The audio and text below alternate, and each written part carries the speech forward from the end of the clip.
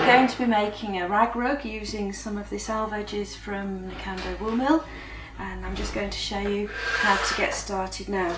So you take one of the strips like this, and you want a longer end and a shorter end, and you just basically tie an overhand knot like that to get started, and you can lay it flat like that.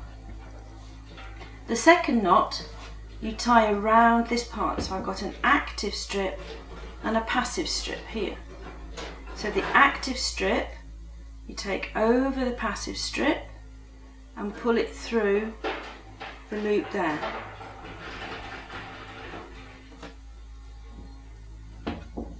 We're going to make 3 more like that.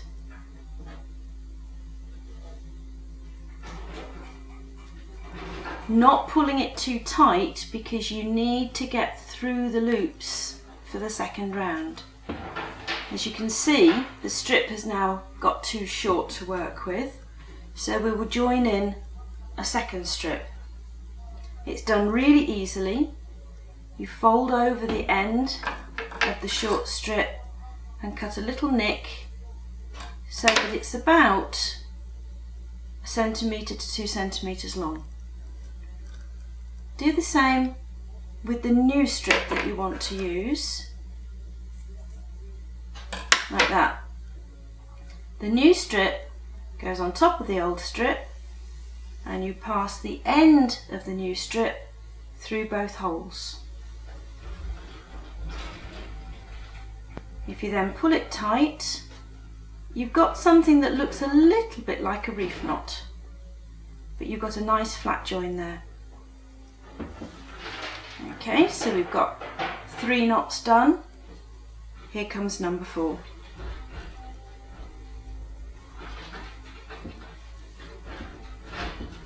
What we want to do now is to start going round the corner so we can go back down this side.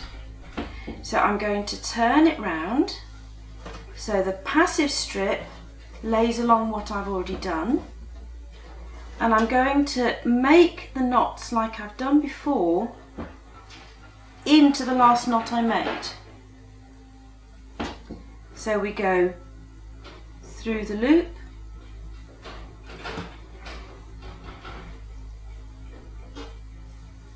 one,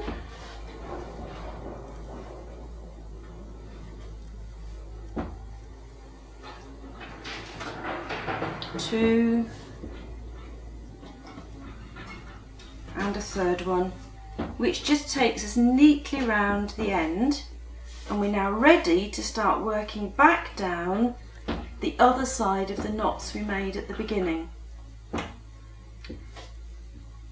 So the long end goes through, you saw how I made the gap between the 2 knots, goes through there, round the passive strip and up through there. Again, not doing it too tightly because we need to go back through those loops again. And again, through the strip that we had at the beginning, under the passive one as well, and up through the loop. My end's getting a little bit short again now, so I'm going to tie in another one from the roll here. We take off these bits which were all to do with the finishing off of the fabric, because we don't need those. I like to cut them nice and close so there's not really any of it left. Make the little slit as we did before, in the new one and in the old one.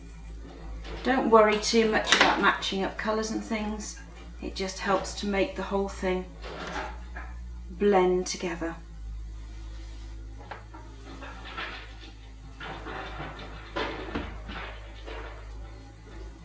When you're working, it's a good idea to work on a flat surface so that you can keep checking that it is laying flat. I know it isn't a little bit at the moment, but it will be by the time we've gone and done 2 or 3 rounds.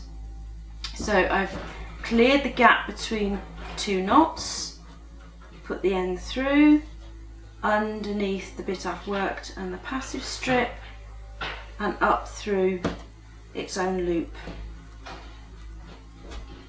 like that, keeping it nice and loose. Find the next gap,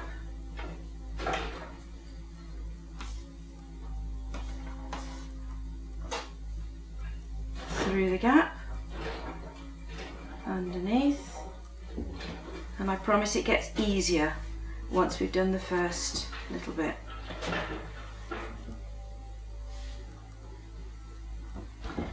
So we're into the first knot we made at the beginning now. So I'm going to do 3 or 4 in that so that it lays nice and flat around the outside of the curve. Exactly the same as I did before, but I just do several knots into the same hole.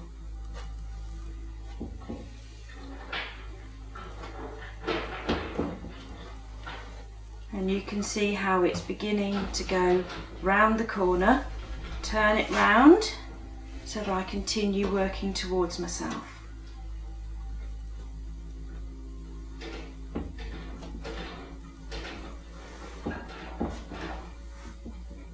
There we go.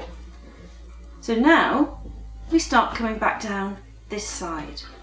You can see the holes quite nicely where we've got to work into. So through the hole, underneath, trap the passive and tie the knot. Through the hole, underneath. Okay, I'm sure you're getting the hang of it now.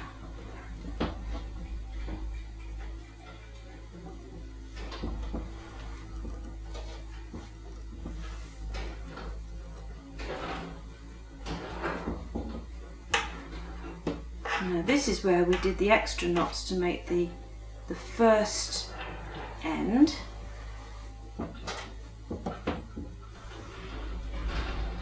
So we're beginning to do the second round now.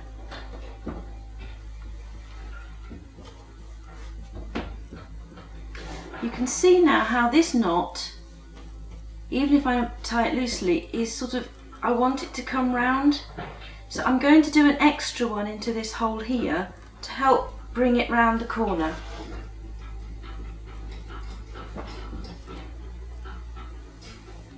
And you can see how it's now turning that corner nicely, ready to find the next hole, which is there. And I'd better do another join.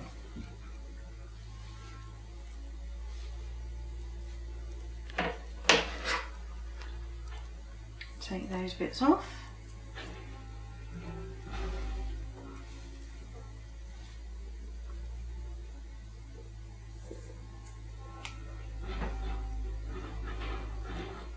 Make a slit. Make a slit. New on top of the old one. Take the end and pass it through.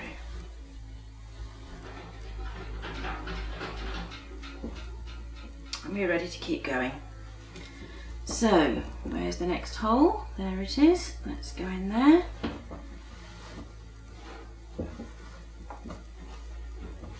And you can see that that isn't lying properly to come back down this side, so we'll put another knot in there.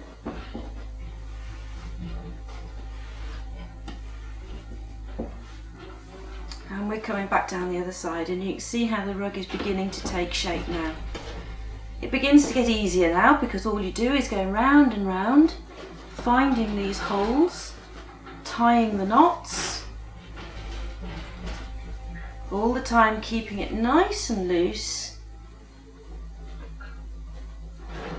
And when the knot is lying not at right angles to the rug you've made, is when you need to put an extra knot in to help it lay flat. If you put too many knots in, you'll get a wavy edge. If you don't put enough knots in, you'll get a bowl or a cup.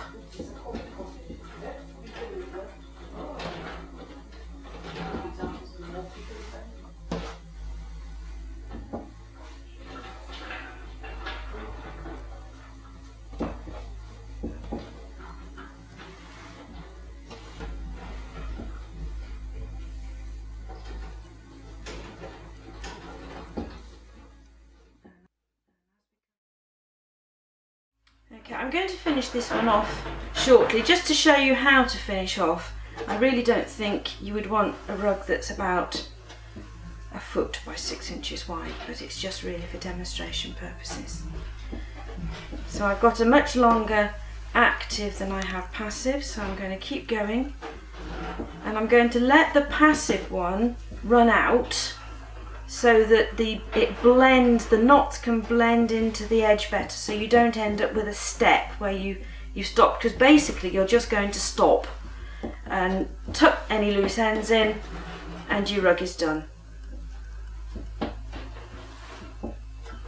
So if we chop that off there and just keep tying, so we're finding the next hole, which is this one here.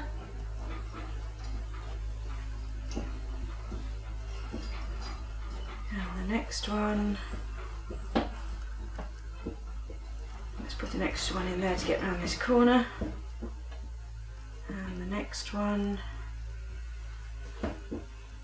and I've just got this little bit left, so I'm just going to tuck it under one of the knots in a previous row